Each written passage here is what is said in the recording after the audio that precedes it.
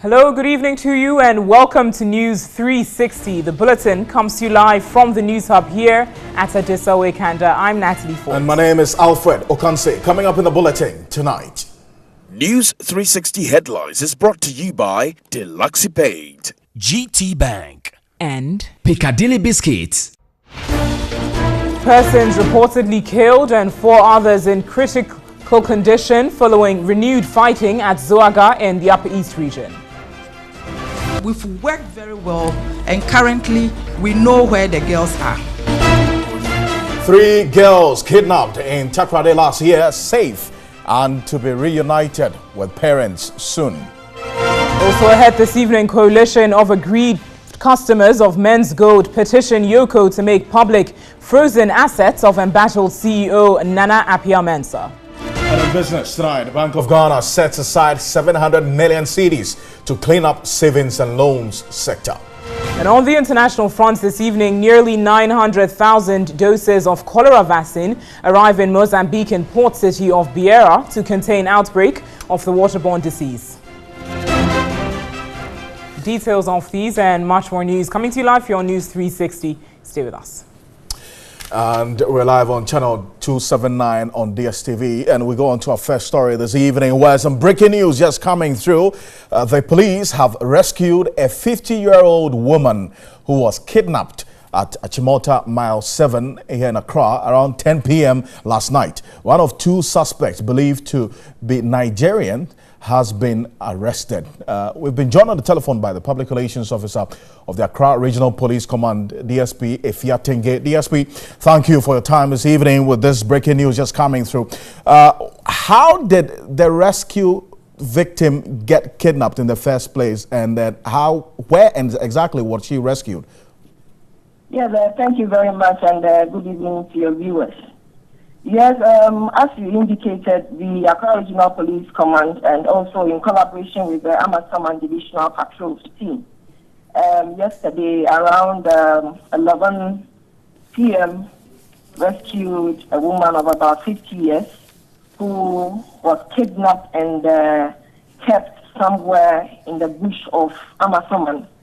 And in the course of police patrols, that was yesterday night, the team noticed an unusual movement within the thicket of Amasaman, where they strategically moved for the direction of the scene.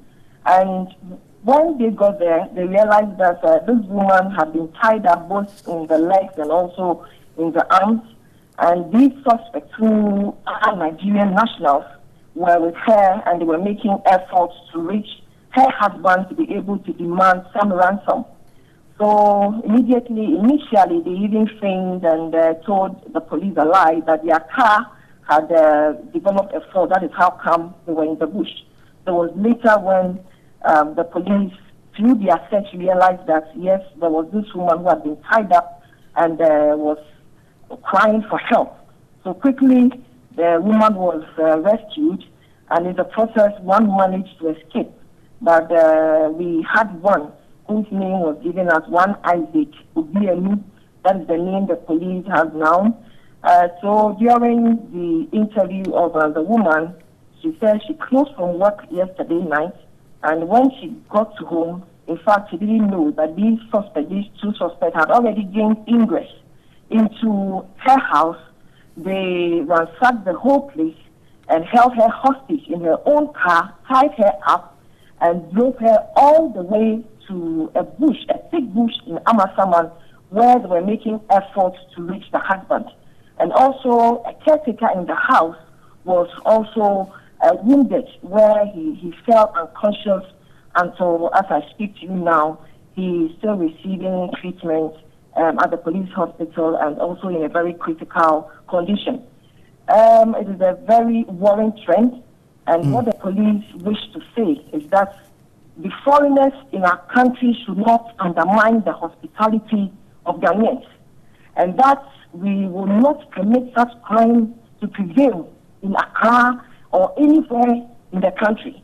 And that if this is the trend that we are going to find ourselves, the regional command, the divisions, and also the districts are going to mobilize all other resources to make sure that we purge the metropolis of this kind of violent and also growing crime that we find ourselves. So for now, we have Isaac in our custody. He is also helping matters, and we hope that we'll be able to get the other accomplices also arrested.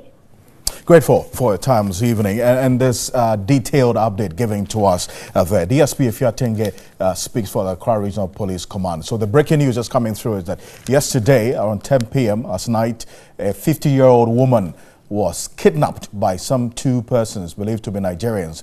Today, one has been arrested. The kidnapped woman has been rescued, and the police is on a manhunt for the second person in this particular case. We'll keep an eye on this news just coming in here on TV3. Absolutely. Let's turn to some other security-related issues this evening as the Criminal Investigations Department of the Police Service has revealed it knows the whereabouts of the 3 girls who were kidnapped last year from Takrady in the Western region. At a news conference in Accra, Director General of the Police CID, DCOP Mame Ya Tiwa Adodankwa said the girls are safe and will be reunited with their parents soon. The news conference was to address the status of investigations on some high-profile crimes. On the 3 kidnapped girls from Takrady, the Director General of Police CID, DCOP Mame Tiwa Adodankwa, said in partnership with the Bureau of National Investigations, the location of the 3 girls has been identified. We've worked very well, and currently we know where the girls are. We are working hard together with other stakeholders so that these girls are brought back home safely. The assurance to the family is that they should keep on keeping on. The ladies, we know where they are and they are safe. So very soon they will be brought back home and they will go back to their family. She, however, declined to give details, insisting it will jeopardize the safety of the girls. If you really know how kidnapping works, there's something that you don't have to do to compromise the safety of the girls in hostage. Like I said, it's taking us over 3 months to even identify where the ladies are. And what we don't want to do is to do anything that will jeopardize the safety of that. On the murder of Tiger IPI investigative journalist Ahmed Hussein Swale, the CID boss disclosed that the police have interrogated 13 suspects. 1 key suspect, however, is in police custody. In the course of these investigations, 13 suspects have been questioned. 1 is currently on remand, assisting us in our investigation.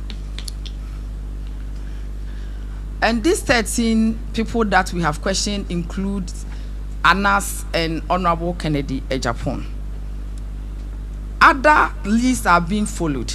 The Bronahafo Regional Vice Chairman of the NPP, Kwame Bafo, alias Abronye DC, recently alleged that a suspect in the Ahmed Swale murder, who was arrested by the police and sent to the Kotobabi police station, was released after allegedly bribing the police.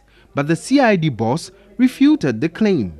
They actually arrested this person and he started struggling with the policeman.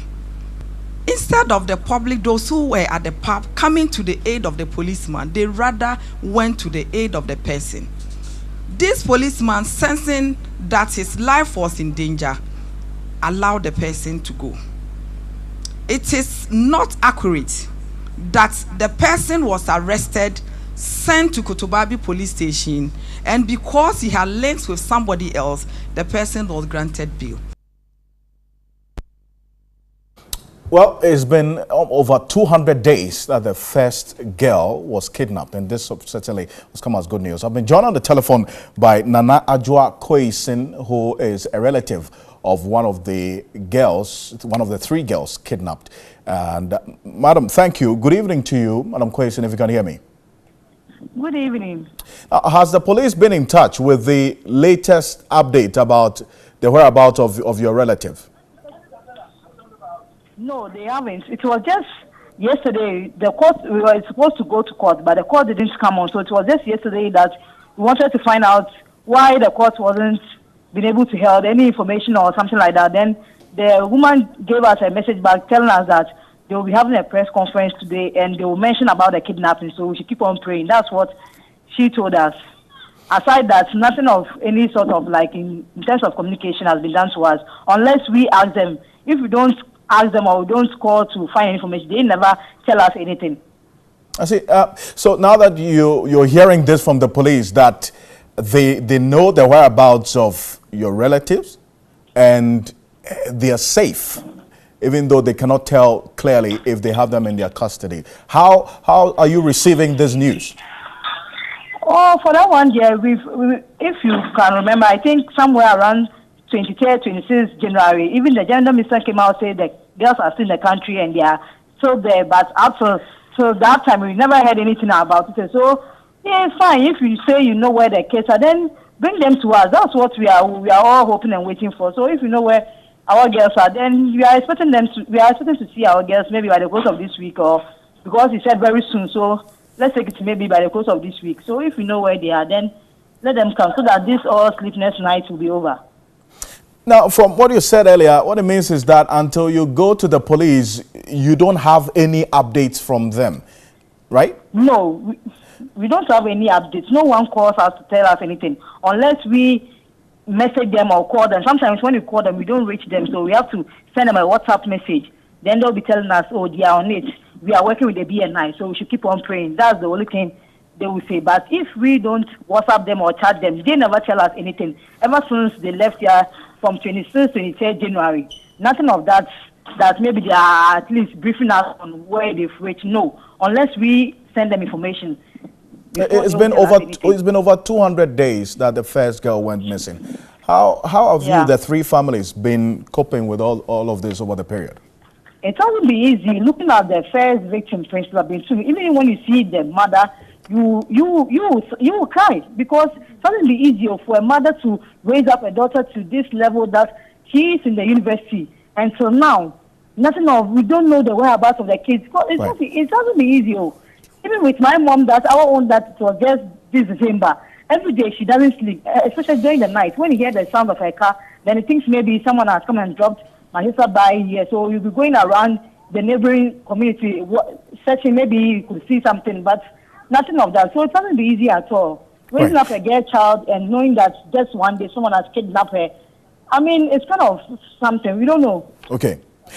Thank you for your time this evening. Nanajua, thank you for this update. Nanajua Koisin is a relative of one of the three kidnapped girls in Takrady in the Western region. We understand the police is saying that they know the whereabouts of these girls.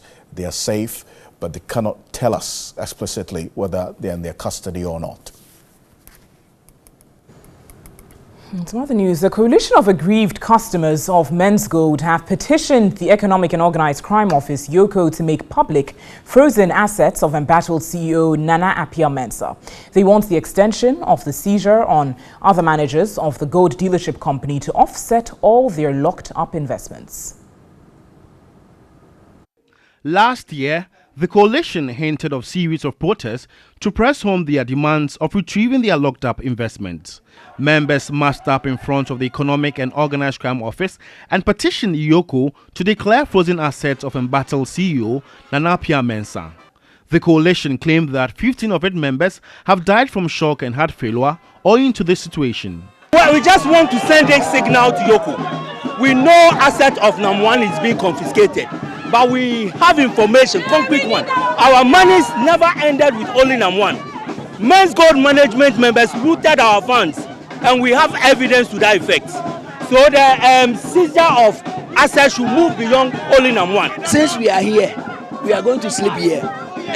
If it's 1 week, 1 week. If it's 2 weeks, 2 weeks, until we hear something better from them, from YOCO. They intend to picket at the Securities and Exchange Commission and the Attorney General's Department to register their protest. Deputy Director of Operations at YOCO cautioned them against unlawful acts. And the arrangement is based on an understanding that YOCO has reached with the leadership of this group. If the discussion goes well, and they think that we should tell their followers, something from the angle of Yoko, only Yoko, we will do that. So that is the arrangement. According to the Economic and Organized Crime Office, it has finished with its investigations and forwarded its findings to the Attorney General. More than 200 million cedis of the poster's funds are locked up with a gold dealership firm. Well, let's still stay a bit further with the CID, won't we? So they are saying that the embattled boss of gold dealership firm Men's Gold is still facing prosecution in the United Arab Emirates, UAE. According to the Director General of the Police CID, DCOP Mame Ya Tiwa Adadankwa, Nana Apia Mensa alias Nam1 cannot be charged and prosecuted in Ghana until his case in Dubai has been disposed of. The Director General of the Police CID, DCOP Mameya Tiwa Adedankwa, said although Nam1 was granted bail on March 25, he was rearrested in Dubai on the instructions of Interpol. On the 4th of March, Nam1 was granted bail, and there was some conditions for his bail. On 25th of March, he was able to execute the bail, and 25th, the lawyers actually obtained the letter for his release. Due to the red alert notice on him, he was re-arrested on the instructions of Interpol. The Dubai police has gone ahead to obtain a local warrant of arrest based on the Interpol red notice. The CID boss indicated that the Ghana police is in touch with their Dubai counterpart, who will hand him over when the case in Dubai is completed. He is currently in custody at the Dubai police station, and that case, even though he's on bail, hasn't ended. They will continue to produce him before the court until that case is over, before he's handed over to Ghana. The Economic and Organized Crime Office, YOCO, in January secured a court order to freeze all landed properties and vehicles belonging to Nam1, including Men's Gold Ghana Limited, Men's Gold Office Complex, Xylophone Act Complex, Xylophone Music and Media Company Limited, Brew Energy Company Limited, and G-Tech Automobile Service. Let's go back to our earlier story with the police giving us updates on the 3 kidnapped girls in Takoradi. Dr. Justice Tankebe he actually lectures criminology at the Cambridge University and has interest in policing, criminal justice and democratization in transitional societies, violence and crime. He joins me on the telephone. Doc, thank you for your time this evening. Now, the police told us today at the press conference that they know the whereabouts of these girls and they are safe. Are they not compromising intelligence? Because if the kidnappers are watching, then what next? They're going to change their location? Thank you very much for having me. I think this was a rather unusual press conference in that sense, because it's not entirely clear what she meant by knowing where the girls were. Is it in terms of the country that they're in, or just specific location? And what exactly is the purpose of that public disclosure? Is it simply the case that they are just trying to throw in some information in order to see how these suspects might, their movement, for them to intercept them or arrest them? It's not entirely clear why that is being made public. And I thought that probably if we had the opportunity to ask her those further questions, that would have been helpful.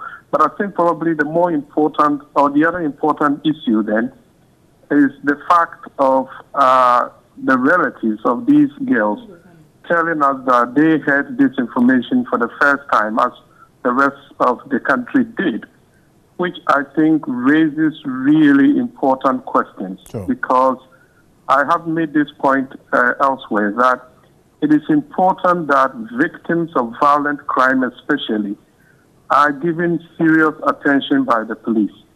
And it is one of those things they could do in order to maintain the confidence of such persons in the police, right, is to establish some form of family liaison arrangement such that police officers in each district, one police officer at least, could be trained to liaise with families of victims of violent crime. Right. But the situation where the families have to call the police, beg for information, or hear about information for the first time in the public is certainly not good for the confidence that we might have in the police. Doc, I thank you for these initial thoughts from you. Extremely grateful. We'll be engaging you as we go subsequently. Dr. Tenkebe Justice is a lecturer in criminology at the Cambridge University. And one of the top news this evening, 8 people are reported dead and 4 others in critical condition following renewed fighting at Zagreb province in Burkina Faso. Hundreds of people have been displaced while shops and property have been burnt down. Tension is reported to be increasing over an alleged chieftaincy conflict in the town. Of a chief. Security has been beefed up following a DISEC meeting.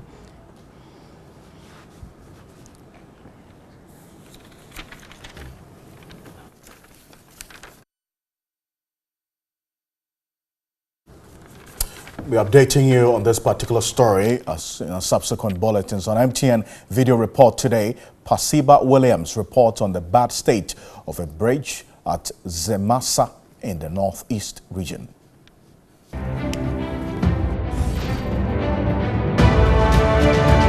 This was a bridge constructed in 2002, and this bridge linked Kambaga in a village called Zemasa.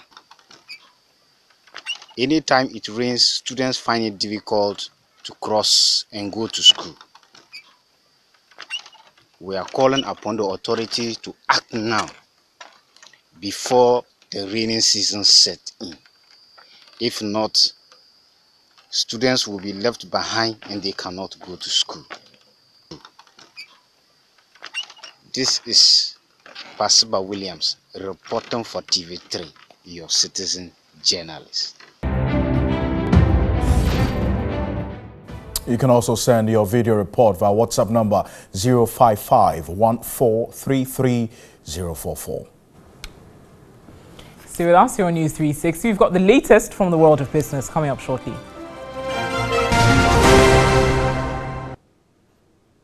Hello, good evening and welcome to the business news segment here on News 360. My name is Pa Kwesi Asari.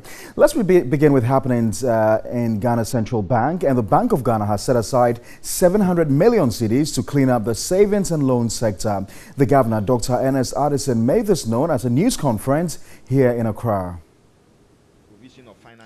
With the dust now settled on the cleanup of the universal banking sector, the Bank of Ghana has given the strongest indication that it is now set to fully turn its attention on the savings and loans companies. According to the central bank, it is ready to finalize the stock-taking exercise within the sector in its quest to ensure that those in operation meet all the requirements necessary per the demands of the law to be in business.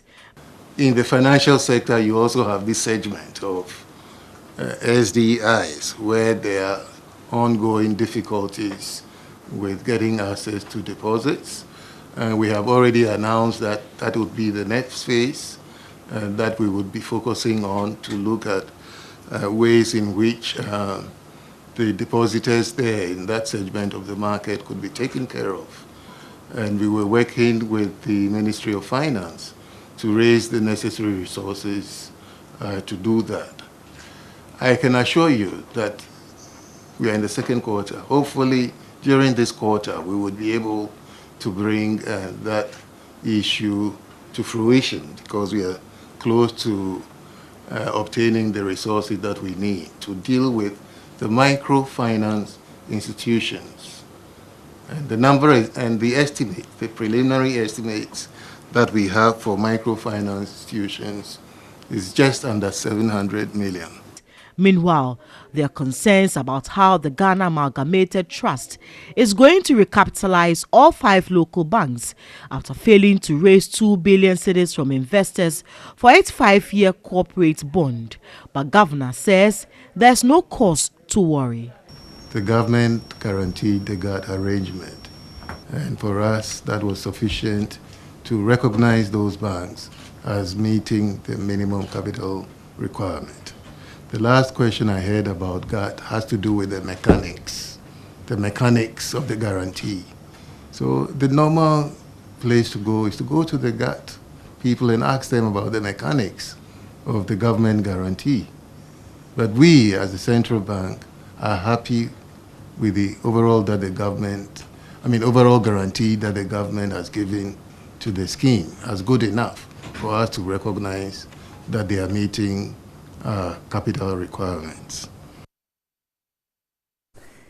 All right, so let's find out what's happening in the securities industry. And Director General of the Securities and Exchange Commission, Reverend Daniel Ogbami Tete, has assured the public of a healthy and vibrant asset management industry despite the recent complaints of non-performing fund management firms. Now, according to him, tough measures will soon be rolled out to check the activities of investment firms and other fund management houses. The Commission says it will begin a series of engagements with the media to update them on happenings within the industry. The meeting was informed by public outcry over the activities of some investment companies operating in the country. Many have had their funds locked up in investment companies and have called for appropriate sanctions to be meted out to these companies and their directors. Director General of the Securities and Exchange Commission, Reverend Daniel Ogbami Tete, encouraged those affected by the activities of non-performing fund management houses to report to the Commission. When we call the complainant and then the company, it constitutes a hearing, which is backed by our act. So the report of the hearing, you can take it to any law court and press for all the remedies that are available.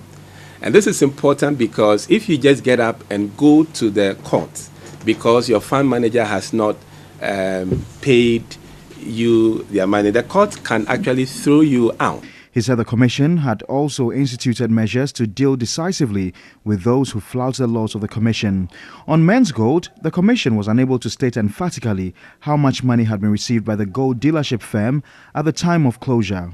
We asked them to submit information, a range of data, which includes the number of clients they have, amount mobilized and all of that. Rather than, respond, then they went to court, to pray the court to stop us from interfering in their operations. As you know, the court threw them out. But even then, they've gone back to appeal court. The truth is that we don't know the exact quantum of money that they mobilize. In other news, co-chair of the Abosokai Spare Parts Dealers Association, Clement Boateng, wants President Nana Addo Dankwa Akufo-Addo to follow through with his promise of reviewing downwards the import duty regime. He says until the reduction, prices of spare parts will continue to go up. President Akufo-Addo, addressing the Ghanaian community in Massachusetts in the United States, noted reforms are in the offing to bring down the high duties prevailing at the country's ports. Some trader unions, including the Abosokai Spare Parts Dealers Association, had petitioned government to intervene and review the high taxes and duties on imported items. According to the co-chair of the association, until the promise by the president is realized, they will remain resolute in their demand. A weekly constant review of the exchange rate at the port is not helping us. So if they can review it quarterly, so that maybe the first quarter we will know that the cedi has been pegged at maybe 5 cedis, 5 pesos or 5 cedis, 10 pesos. Then we can work with it so that the second quarter, if there's a need to review it, either to go down or to go up a little bit, they can do it. You see, when it happens like that, it will at least enable prices to be a little bit stable. Already, the introduction of paperless port system, according to the Minister for Finance, Ken Oforiatta, reduced the cost of doing business at the ports. That's all for the very latest in business news. For more business news stories, you can log on to our website, 3news.com. My name is Pa Kwesi Asari. Over to you, Natalie and Alfred. Thank you, Parkosi, for the business news. In some other news this evening, industrial and occupational psychologist Dr. Collins Bedu Ajman wants the mental state of prospective drivers checked before being issued with a license. To him, efforts at curbing road accidents will be in vain if there is no psychological assessment of prospective drivers. George Queenan has more in the following report. Statistics from National Road Safety Commission show that 4 people die daily in road accidents. An estimated $230 million every year is spent treating injuries and traffic fatalities.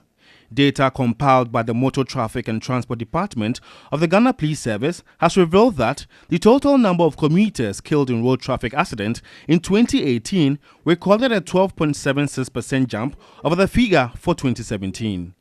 This means persons killed rose from 2,076 in 2017 to 2,341 in 2018.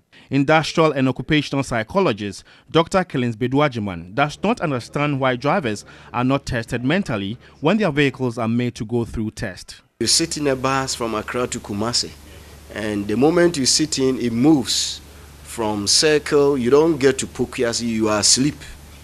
Do you know the driver? Do we have an idea the mental health state of these drivers? How many people in a week do they carry?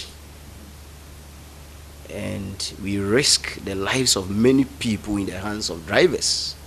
He expects more attention to be paid to psychological assessment. Why shouldn't we also have psychologists stationed at every vantage point where DVLA facility is, to ensure that we don't just check the eyes and visual acuity of drivers, whether they see well or not.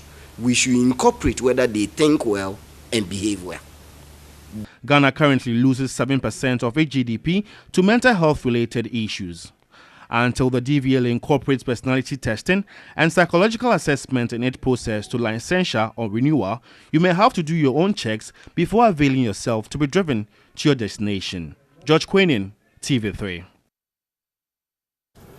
Let's still stay on the roads, and commercial operators of motorbikes, popularly referred to as Okada, have blamed the police for their recklessness and non-adherence to road safety regulations. Now, they told our reporter, Evelyn Tengma, they would offer better services should the ban be lifted.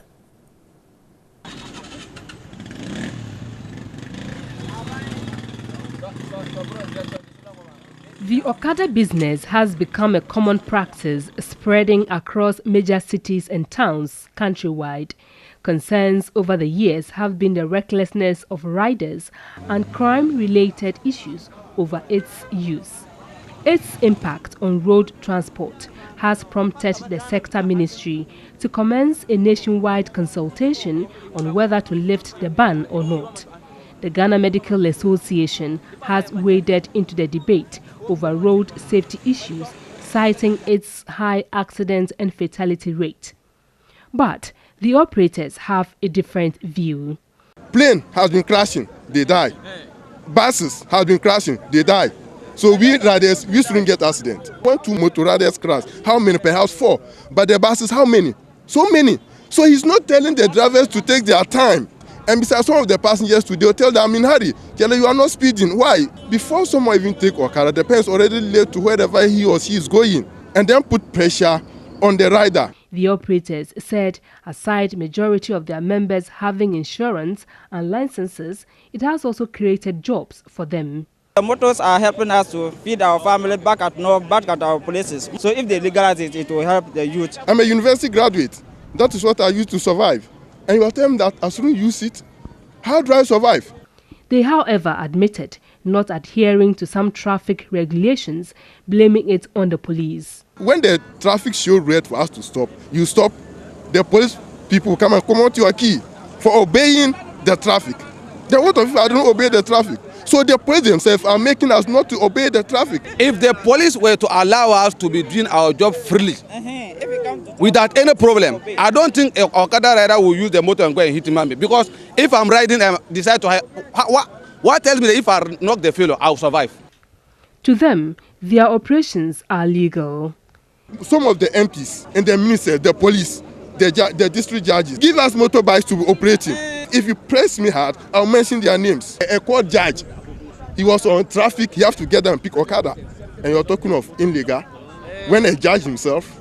They disagreed with the Deputy Transport Minister's proposal to ban riding after 9 p.m. Somewhere last year, government sent delegation to Kenya. Kenya learned they are operating the Okada, the use of Okada is also there. So they learn how the Okada people are operating, so that they will bring that policy to implement it in Ghana. The motor registration is attached to your particulars. So immediately they pick the registration number, they can trace you to wherever you are. As I talk to you, the report is there. They don't do anything. Some patrons insisted their operation was crucial and asked that the laws be enforced if legalized. Ebwa, say Ghana communities, new site, adoso. Nya baby na ka etimiko. Mekura asese sebekwa. It helps. We have several new communities that vehicles cannot go there, but motorbikes. So the Okada riders here are disputing the fact that they do not use helmets for themselves and for their passengers. Well, they are also saying that they sometimes do not obey traffic rules because of the police on the roads. To legalize or not to legalize, the debate will surely continue. Evelyn Tinkma, TV3 News, Adenta, Accra. Well, the Ghana Employers Association and the Industrial and Commercial Workers Union have asked Parliament to conduct extensive dialogue before legalizing the commercial use of motorbikes. The Employers Association and the ICU are of the view, though the move may help create jobs for the youth, any attempts to approve its usage without appropriate regulatory framework could increase the recent fatalities. The association recalled the high number of fatalities and expressed fear legitimizing its use could spell doom. Chief Executive Officer of the Ghana Employers Association, Alex Frimpong, asked Parliament to extend its dialogue. We need to assemble the best of experts, look at best practice elsewhere, and if the country is minded to take the route of legalizing that, then at the end of the day, all stakeholders might have put across their issues, their concerns, and Parliament will cross-fertilize all this information and come to a decision. Again asked government and Parliament to thoroughly engage the National Road Safety Commission. Parliament makes laws. So if Parliament make laws, as law-abiding citizens and employers at that, we would fully comply.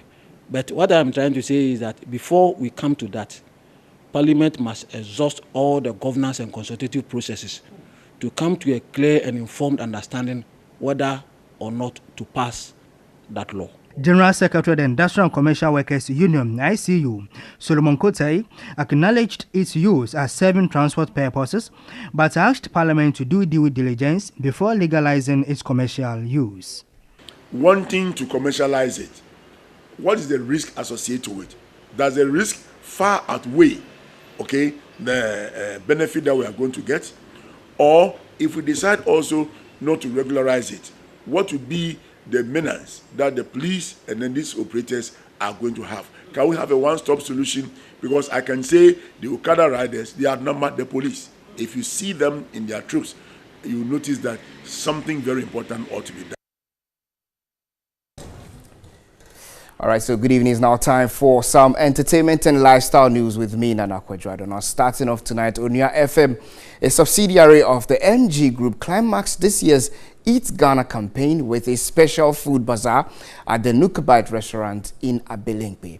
On the menu were omuto, fufu, and other local delicacies.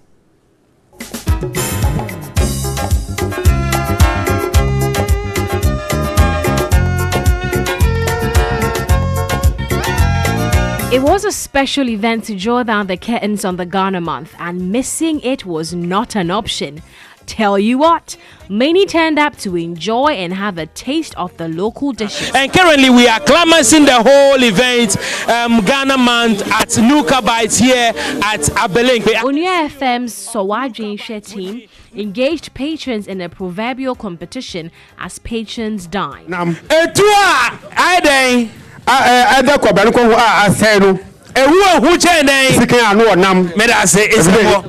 Boys moment saw patrons eat from one big bowl. That undoubtedly was a major attraction on the day.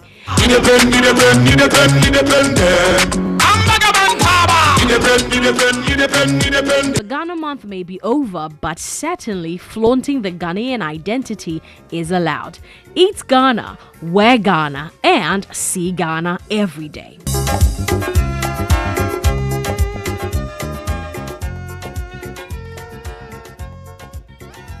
So I don't mean to whet your appetite this night, but yes, look out for more of such activities coming from NEWS FM this year. Now, moving on to the next story. Don't miss the action as another intriguing local drama series, Apple for Two, hits your screens tonight right after NEWS360. The story of Brian, a genius of many trades who finds himself entangled between a school mother and a daughter, unfolds on TV3 tonight.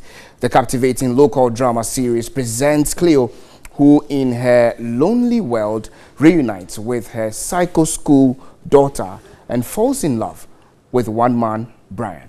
Who wins the heart of Brian? A man who has become an apple for two. Catch all the action, fun, and the excitement right after NEWS360 here on TV3. And so we wrap up tonight's edition of Entertainment News with me, Nana Kwadwo. There's more news definitely on 3news.com. Alfred and Natalie will take us home. Interesting, isn't it? Yes. Apple for two. Yeah, it sounds very lovely. exciting. Yeah. Looking forward to that right after. A symbolism of apple. Yeah, for two, it's quite interesting. Yeah. But on behalf of the rest of the team, we say thank you as always for spending your 60 minutes with us here. My name is Alfred Okansi. I'm Natalie Fort. Do visit our website, it's 3news.com for a lot more news. Thanks so much for watching and stay with us here on TV3. Have a great evening.